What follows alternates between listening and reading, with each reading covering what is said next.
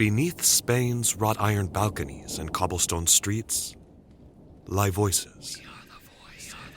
They are trapped in objects from the past. When touched, when the sun goes down, they tell their story. Be advised that this is a horror podcast with very adult themes.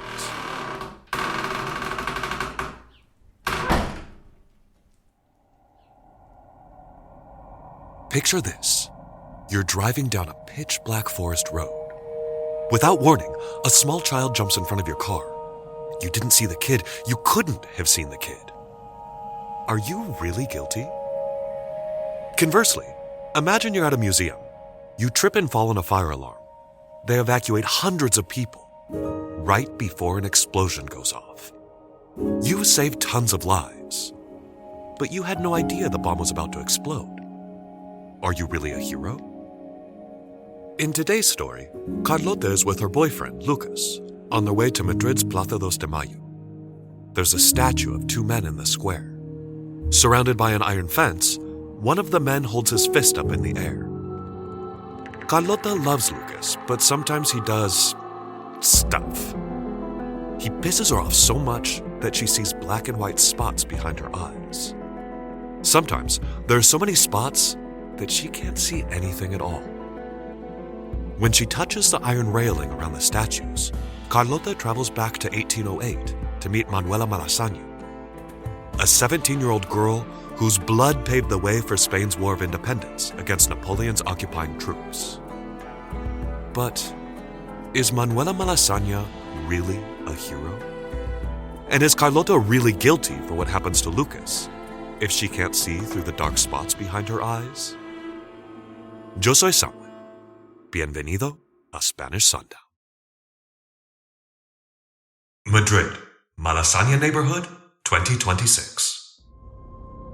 Now's the perfect time. My dad's in the back room taking inventory. He'll be there for a while. I turn my back to the front door and take the fishmonger knife from the counter. I slowly slip it into my purse. These knives are sharp. They can slice the scales and skin off the hake, salmon, and sea bass in one clean cut before you even have time to blink. Just when I close the zipper, I hear, "Carlota!" I whirl around to face the front door. Then I see it's him. Jesus, Lucas, you scared the shit out of me. Lucas. He's the reason I'm stealing my dad's knives. You can sell them for at least $20 to the knife guy at the rastro.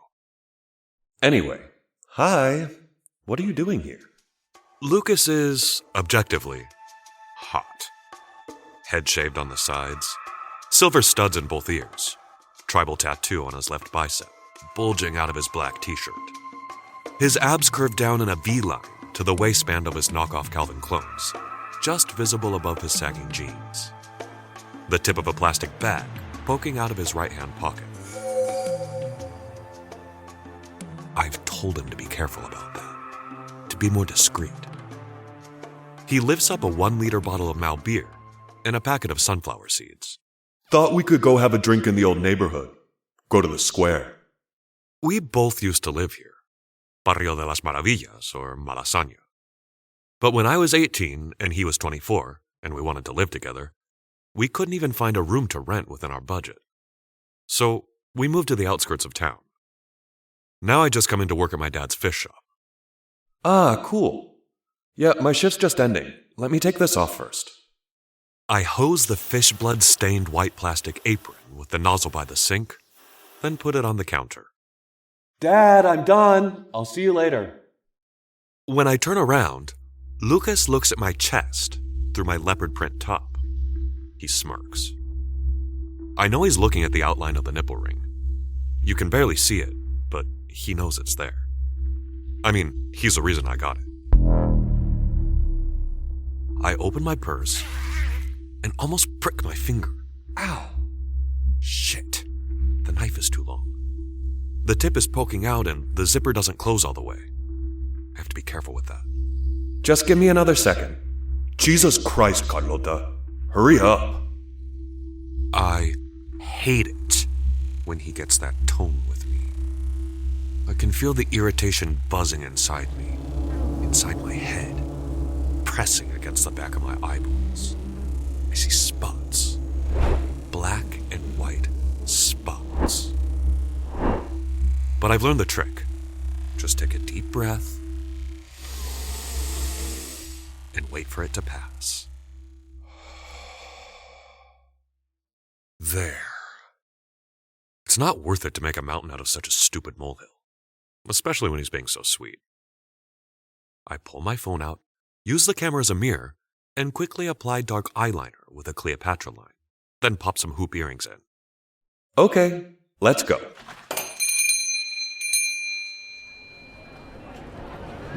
Malasaña isn't like it used to be. Yeah, there aren't so many junkies on the sidewalk with syringes sticking out of their ankles, and I guess that's a good thing. But there used to be more kids and cobblers and butchers and old women gossiping on the stoops. My dad's fish shop is one of the last original businesses here. Now, it's all poke bowl restaurants and green matcha lattes and stupid shops where you can get a 3D printed statue of yourself for $275. And you hear more English on the streets than Spanish. Oh my God, let's get some sangria. And then, let's get paella for dinner. Wait, did I tell you about our last weekend in Barcelona? There's a reason we can't afford rent here. I miss the neighborhood, and I miss my girlfriends. Lucas pulls me close and kisses me on the neck, on my spot. I shiver, in a good way. You are so fucking beautiful. He first discovered that spot when I was 15. 10 years later, it still makes me tingle. I squeeze his hand. One time, I told Lucas I was going into town to have a drink with my girlfriends. He said, But I planned a surprise for you today, babe. Can it be a different day? I wanted to go... Jesus Christ, Carlota. For a second, his face blurred behind black spots. A deep breath.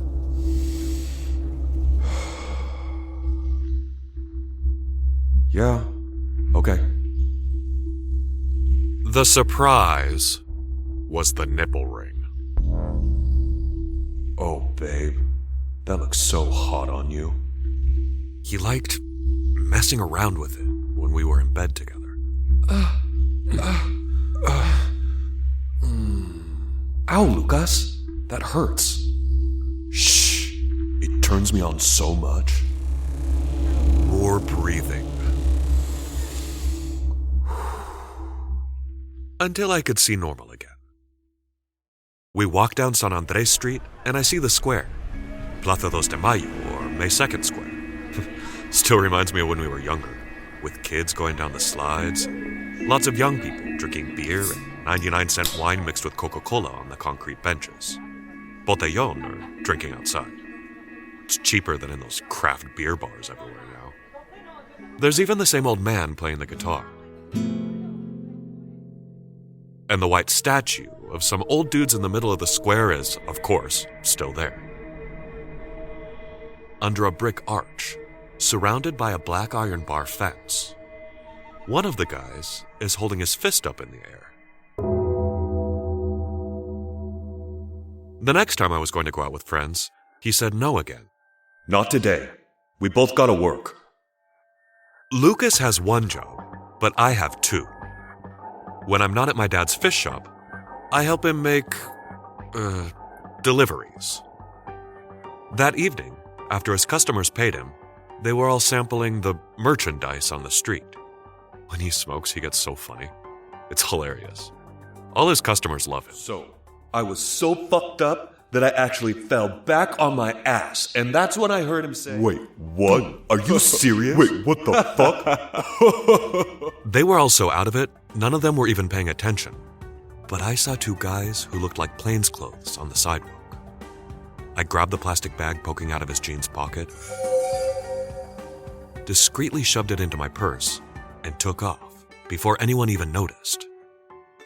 When he found me, he was pissed. Why the fuck did you leave with my shit, Carlota? Because I thought I saw cops. I didn't want them to catch us with this. His eyes were bloodshot, and he was screaming. You stupid fucking idiot. You're stupid, stupid, stupid. Hear me? I closed my eyes and took deep breaths. So many dark spots. Everything was totally black. I couldn't see anything at all. To be honest, I don't remember that fight. Just his red eyes and then closing my eyes and the dark spots.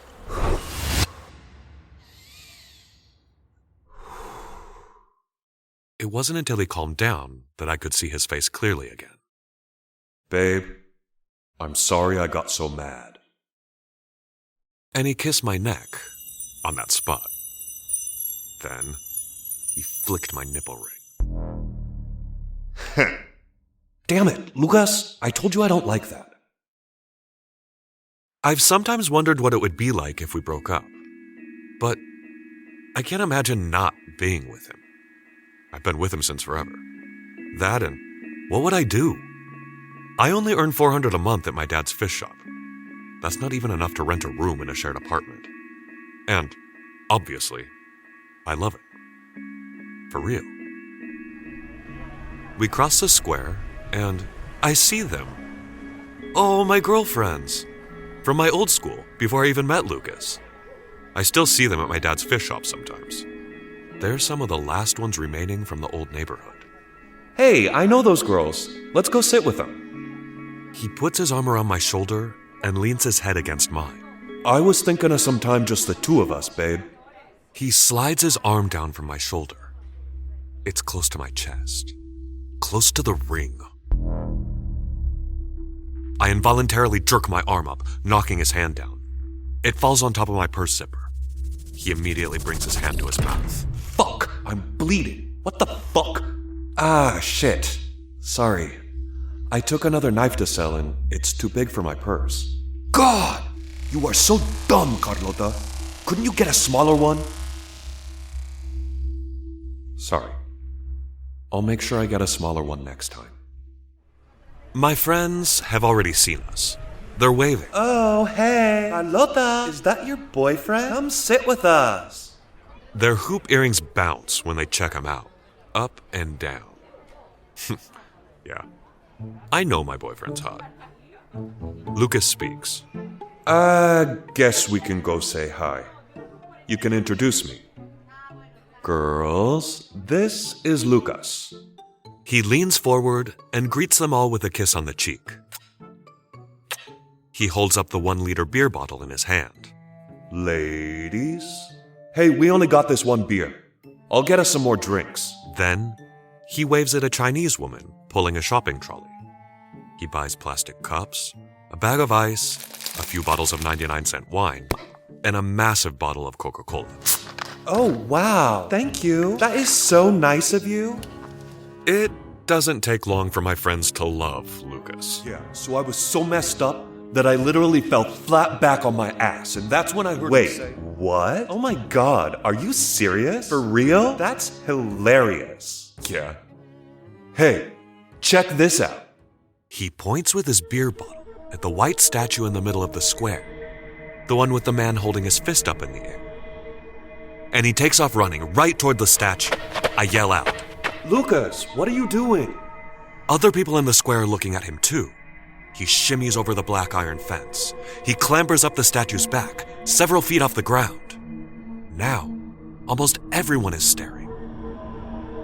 Carefully, he places his bottle of beer in the statue's outstretched fist, as if the man were drinking. Then, he raises his own fist in the air, mimicking the statue's gesture. And the whole square erupts in laughter and cheering. Lucas is such a dumbass. My friends laugh as he saunters back to us. Where did you find this guy? Oh my god. He's hilarious. I love him. For the next several hours, we dump more ice, more cheap wine, more Coca-Cola into our plastic glasses. We shoot the shit, sitting around on our concrete bench. It's getting late. The sun is starting to go down. The kids on the slide have gone home, but the square is far from empty. Even more people now, sitting around, smoking, drinking, talking. The old guy's still playing his guitar. The sound of dozens of groups of people hanging out, rising like a roar. Lucas is getting drunk. He's had 3 glasses in the time it's taken me to drink 1.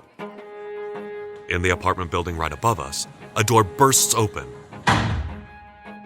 and a blonde woman in Lululemons stomps out onto her balcony. She screams in English. Shut the fuck up! It's almost 10 p.m. I need to sleep. Lucas looks up at her and yells back in Spanish.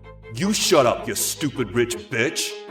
My friends join in. Go home, Giddy. This is Spain. Yeah, go home, girl. Before slamming her door shut, she fires back. I'm calling the police. Lucas stands. He's wobbling a little bit. My friends continue. Fucking bougie. I used to know the woman who lived there. Now it's an Airbnb. Lucas finishes his drink, then holds the glass out to my friends. Hey, give me some more. They check the bottles. Empty. We're all out. We've gone through 3 bottles of wine. Oh, wow. He looks over at the statue, holding the bottle of beer he put in its outstretched hand. He mutters. Fuck. That bottle was full. I'm gonna go get it back. My friends speak again. We should actually go soon. But we're coming back tomorrow. Do you wanna come? Lucas answers. We can't. We gotta work tomorrow. I speak. Oh, I don't though. I'd love to. Lucas grabs my arm. No, we both gotta work. I stare at him for a second. Oh, yeah. Sorry. I forgot. I have to work too. Suddenly, the roar in the square dies down. The dozens of groups of partying people go silent. And then I see why. Cops. Cops coming in from all corners of the square. A wave of dark blue uniforms.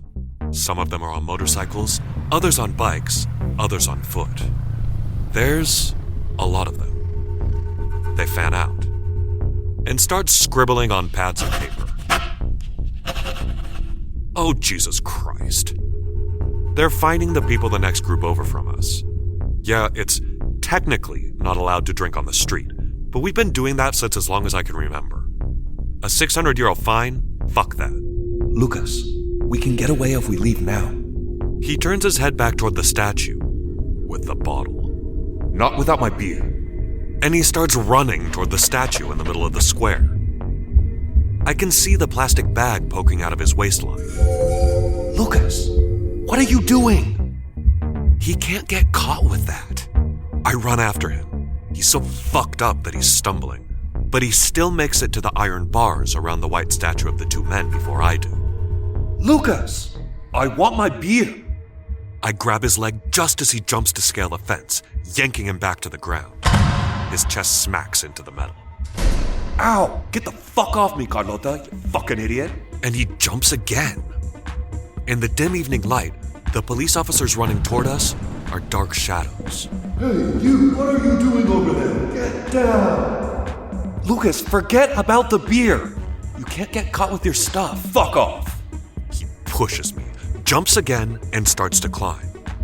With one hand, I clutch my purse to my waist.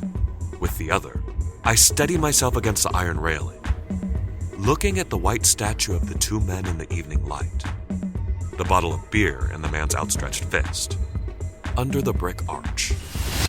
Ow, shit. The tip of that stupid knife in my purse just nicked my hand.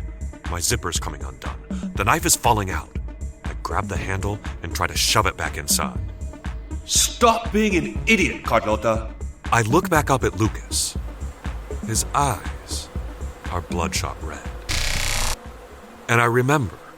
Stupid fucking idiot. I remember the last time I saved him from the police. The part the black spots wouldn't let me see. He had pushed me up against the wall and was choking me. I can see it now. And right at this moment, Lucas reaches down and smacks me as hard as he can with his free hand across the chest, right on the nipple ring. fuck off, Carlota. Buzzing in my brain. Tunnel vision. Black and white dots. More and more of them. I take a breath. Another, and another, and another. I can't see anything. In one hand, I'm still holding the handle of the knife. In the other, I'm grasping at the iron railing, trying to steady myself. And when I touch the metal, the voices begin. Hey, you two, sit down for a second. This is the police. He hisses. You are so stupid. Oh, fuck you, Lucas. I fumble the knife in the dark. I can't see, but I hear him heave himself over the iron bars. Then, I hear the sound of metal piercing flesh. Wait! What just happened? Oh, shit! The voices have a story to tell. Madrid, Maravillas neighborhood, May 2nd, 1808. Manuela, under no circumstances are you to open this door. I don't need my 17-year-old daughter acting the hero. Manuela Malasaña's father closed the wooden shutters on the balcony that looked out onto the street below. Juan Malasaña, wearing a stained white cotton shirt and a blue woolen vest, a red sash around his waist, brandishing a kitchen knife. Yes, father. Juan Malasaña need not have worried about that. Manuela had no desire to be a hero. French soldiers or not, we've got orders to fill. Finish embroidering the flower on that shawl. She had no desire to be a hero, but she was a curious young woman. Manuela looked at her father. Where are you going? To the Monte Leon artillery barracks. The townspeople are gathering there. And he walked out the front door. Manuela sat at the table, covered in red and yellow threads and wooden embroidery hoops. Now, where did I leave my scissors? She rummaged around, looking through the scraps of fabric, then remembered. Oh, silly me. I left them in my apron pocket. She took them out, snipped the thread, and continued her work. Manuela didn't want to be a hero, but she did want her neighborhood back. Before the French came, the street below her house was filled with people. With friends and shouting and laughter and flowers and music. One neighbor was Señora Gomez. She lived in their same building on the calle San Andres. She could still knit with big needles, but her wrinkled hands were too frail to sew with tiny needles anymore. Manuela always brought the woman her weekly mending. How much do I owe you, Manuela? Oh, it's just a few buttonholes. You don't owe me anything, Señora Gomez. Such a sweet girl. Or Señor Jimenez, the butcher with the bloody white apron across the way, who struggled to open his door under the weight of the pig carcass. Let me get the door for you, Señor Jimenez.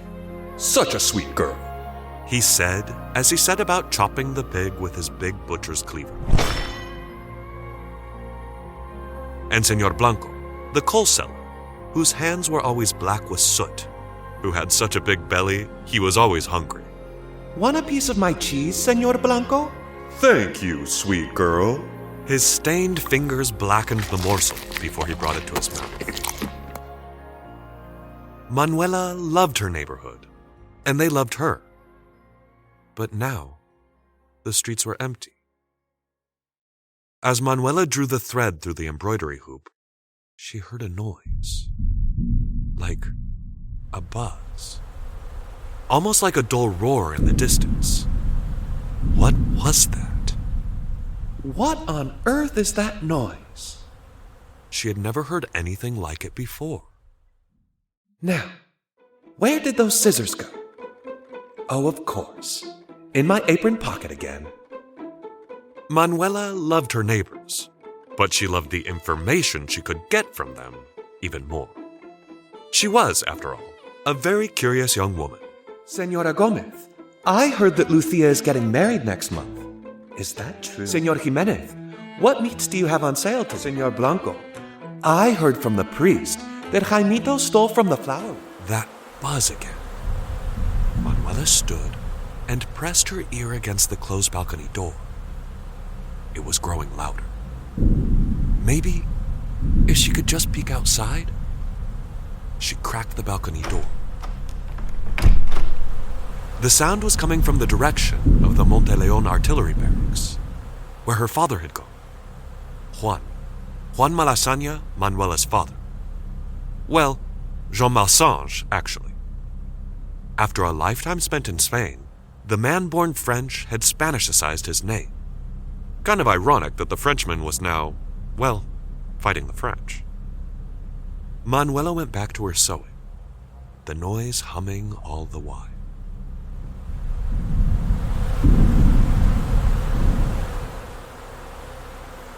So, why was Madrid fighting the French? It's not like Napoleon's troops had invaded Spain. Well, not technically, anyway. Spain was really just a stepping stone on their way to invade Portugal. And per the Treaty of Fontainebleau, they were entitled to safe passage, supplies, and lodging on their way there. The problem was that the troops came to Spain and just kind of, well, stayed. Oh mon Dieu. Who knew Iberian ham was this delicious? Hey, I can't feed my family. Oui. I will take another bottle of wine. No, that's mine. Your daughter is beautiful. She will be my wife tonight. Get your dirty frog hands off her. Portugal was a pretext for the Napoleonic Trojan horse to dump its soldiers into the land of Cervantes. For all intents and purposes, they had occupied the country. But why were the streets of her neighborhood now empty? What was that? Manuela jumped from her chair and rushed to the balcony. She flung it open. The noise was loud, but she could still see nothing. The streets were empty because the royal family was gone. Against the superior might of Napoleon's military, former King Charles IV and his son King Ferdinand VII fucked off to Bayonne in southern France and negotiated a transfer of power to Napoleon's brother, José Bonaparte. Oh, the Virgin! Manuela sucked the drop of blood from her finger where she had pricked it with her needle. I must be nervous. Napoleon had left a sort of administrative Spanish government in power, but it was in name only. The real man in charge was his General Joaquin Murat. And General Murat was a very, very mean man. That morning of May 2nd, fearing that the French were taking Prince Francisco de Paula, the last remaining Spanish royal, the townspeople had protested in front of the royal palace. And Murat had ordered his soldiers to fire on the crowd, cutting through the civilians like bloody butter. He issued a decree. Any Spaniard bearing a weapon is to be shot by arquebus. The puppet government had ordered Spanish troops not to retaliate, but the citizens had had enough.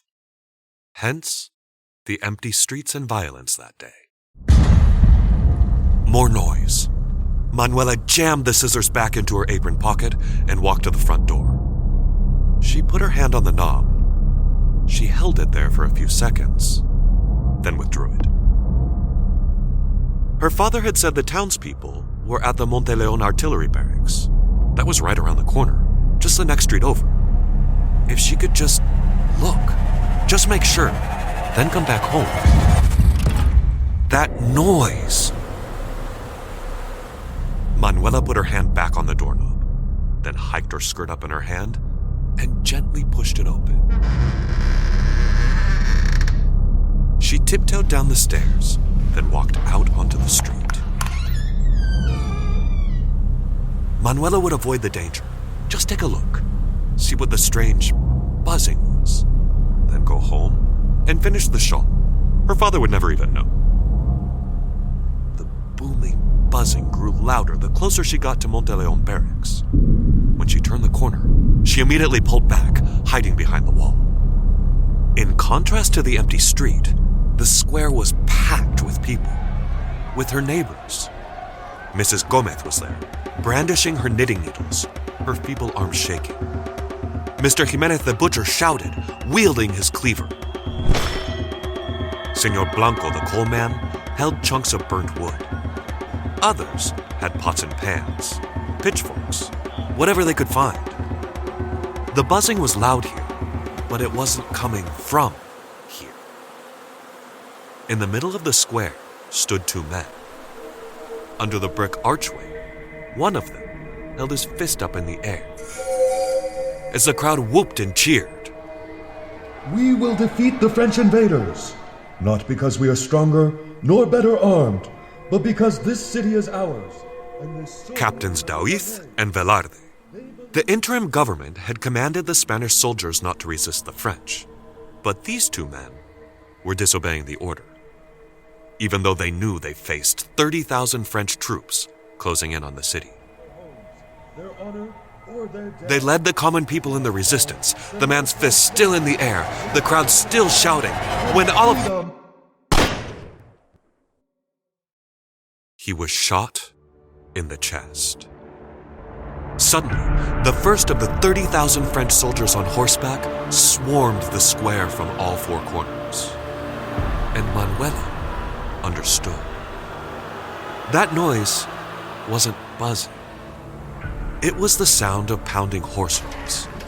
120,000 of them, descending on the city of Madrid from every direction. Their blue shakos on their heads, the soldiers mowed down the people.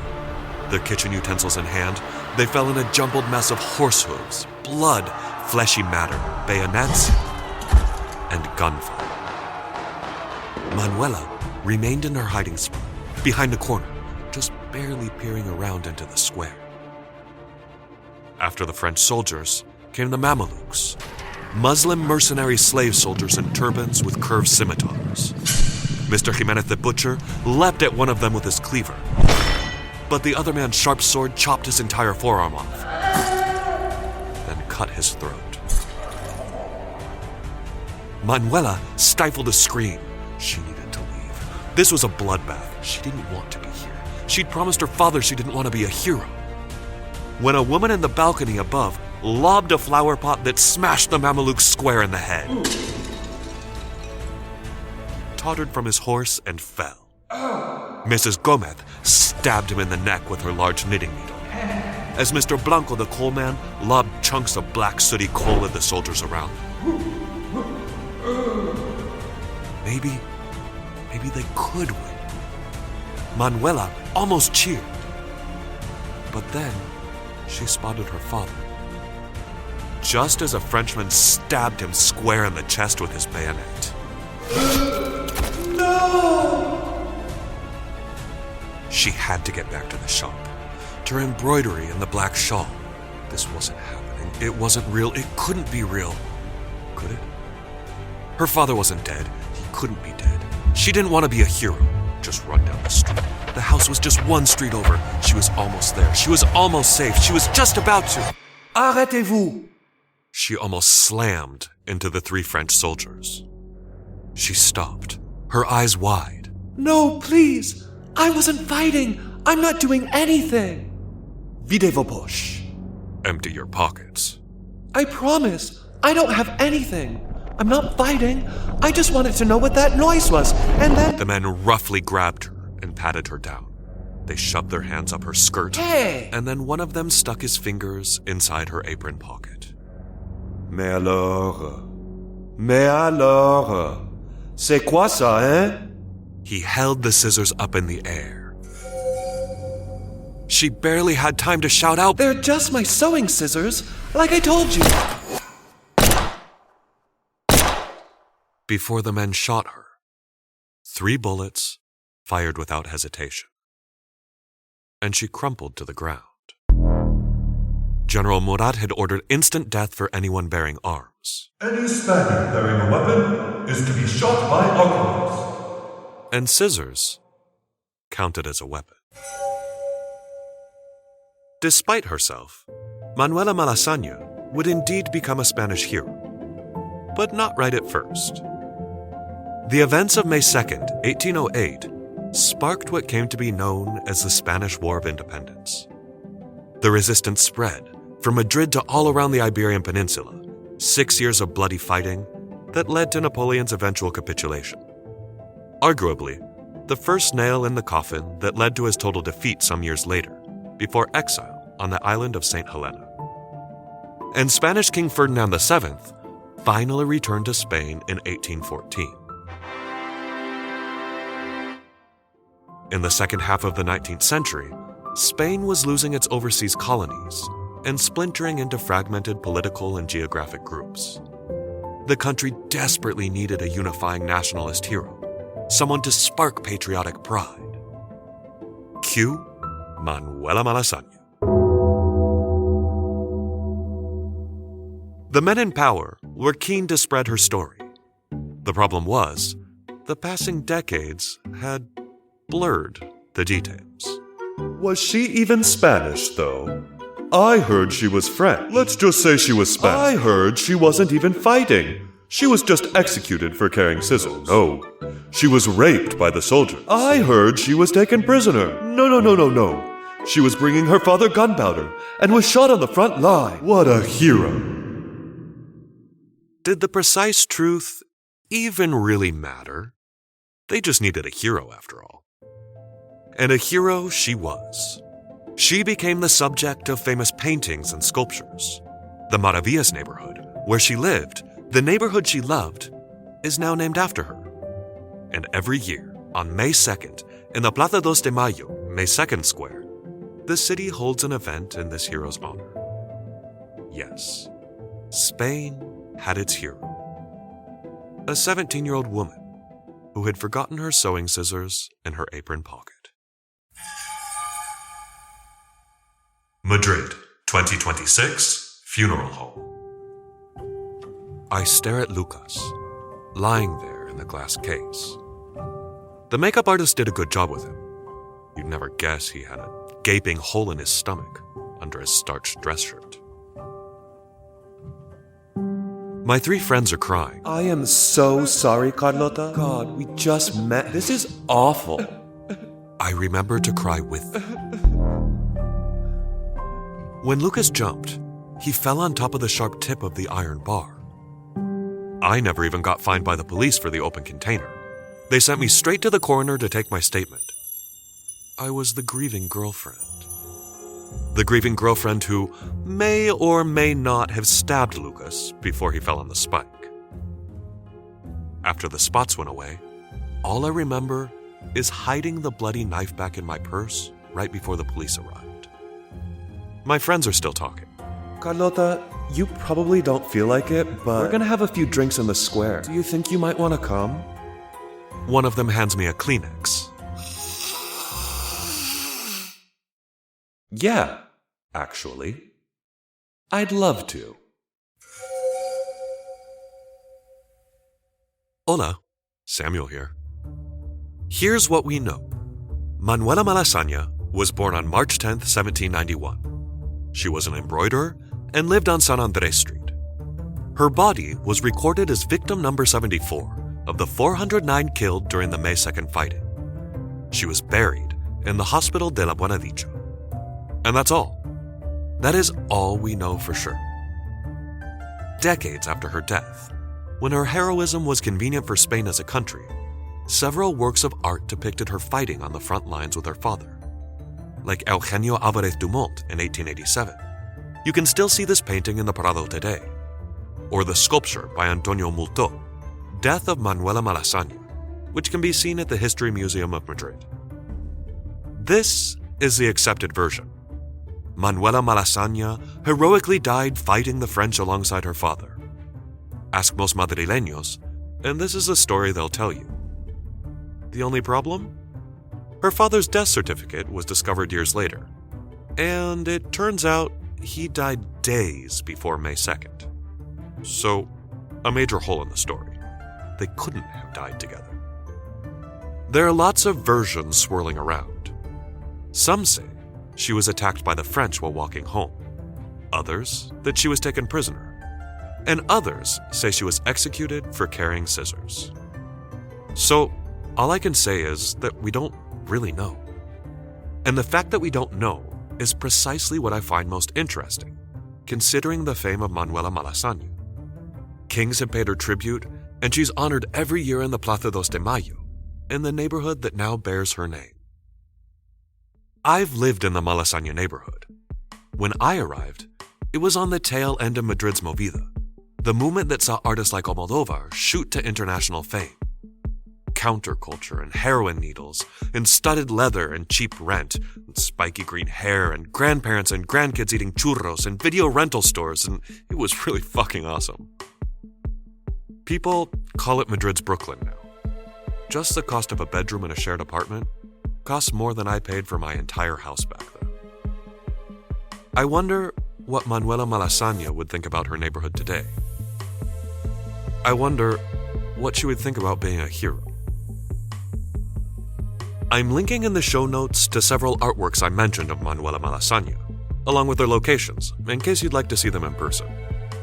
I'm also linking to a famous painting by Goya of members of the uprising who were executed by the French, victims of Murat's order. It's horrifying and beautiful. As always, remember to follow Spanish Sundown on Instagram and Facebook to see my original footage taken while recording and researching. You'll see the 2 de Mayo square, and this is also a cool way to stay up to date on the show's news and join the community. Just search for @Spanish Sundown. Special thanks to Simon Jones for the original theme music. I'm Samuel Mattern, and I created and produced this podcast. Until night falls and the voices speak again, thank you for listening to Spanish Sundown.